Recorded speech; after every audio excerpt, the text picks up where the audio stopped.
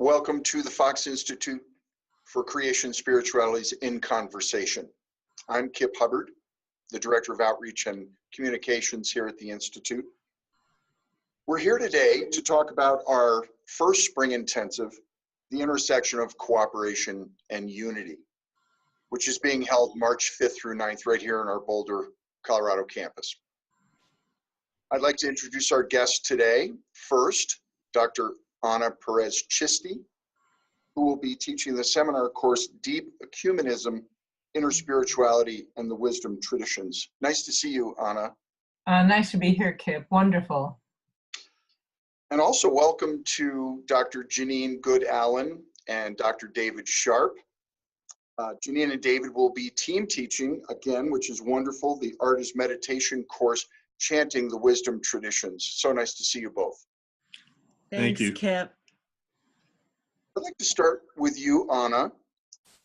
You're teaching about ecumenism, and this is a core tenet of creation spirituality, and you've taught this course previously at the University of Creation Spirituality, so you have previous experience with students and what they've gotten out of it. Can you tell us what students can glean from the course, and also how does it apply to a graduate's work in the world? Yeah, good questions. Well, you know, first we have to understand what deep ecumenism is, because a lot of people, I think, don't really grasp the terminology, which is the expansion of a worldview. And that's kind of the first step that we take in the course itself, is when one has a worldview, rather than just a single view of one's own belief system, whatever that may be, and deeply respected from all levels, one has a tendency to be much more tolerant, much more forgiving, much more welcoming of differences and distinctions, rather than isolating them off into a judgment. So, you know, the many paths that we study in deep ecumenism are based on an old Sufi story, actually, that all these paths are but a veil over this incredible bright light that, if we were to look at it directly with our eyes, would blind us. So we need these different vantage points, such as the shades of a lamp, to go over this bright light so that we can understand what we are looking at, which is the unity of these faith systems that exists.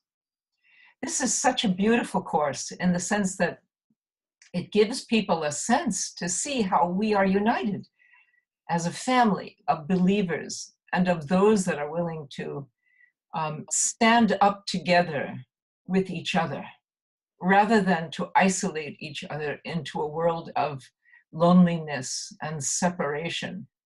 Which, of course, you know, it brings me to the work that Dr. Matthew Fox, you know, our beloved mentor, has written in his book Breakthrough, when he speaks of Meister Eckhart and his work that he did in the Via Negativa, where he speaks about that level of, I grow neither smaller nor bigger, he says, for I am the immovable cause behind all things. That's Meister Eckhart's realization.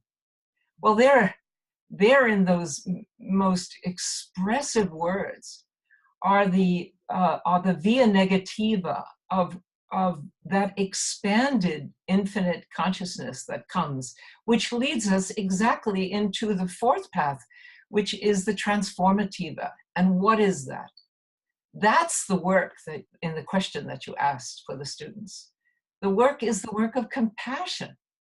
And when we are more united with the many members of faith, the many peoples and the creation itself, the beloved creation in which we see the face of the one that has brought us all here together, we have a chance of really living the via transformativa, which is the fourth path.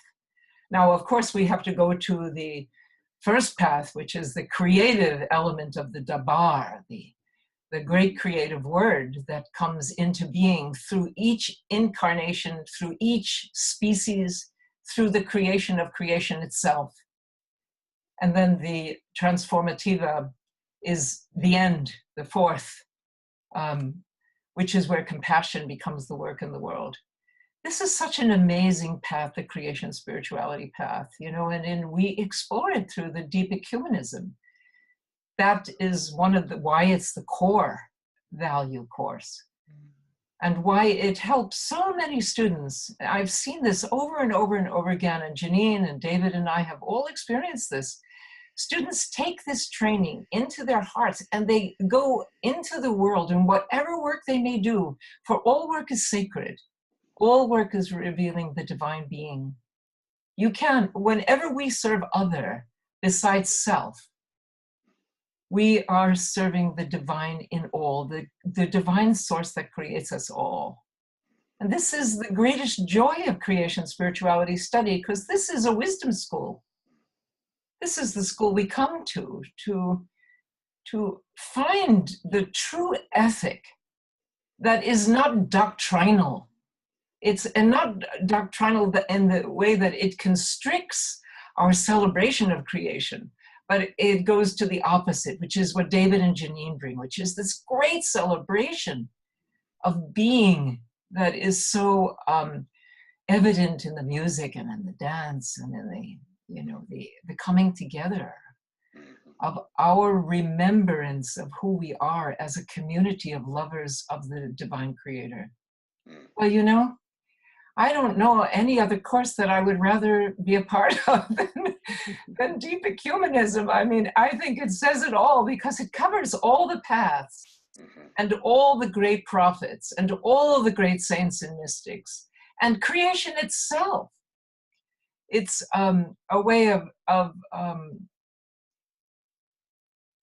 finally coming to the divine source, where we can go out in the world, we as people, we as students, we as whoever we are, in whatever we choose to do in this life, and see that we are serving the divine source that has created us in all things. So we treat the planet differently, we treat the elements differently that we are all a part of, we treat each other differently, we treat our families and loved ones and children, we treat all life differently when we come to these courses in creation spirituality, such as deep ecumenism.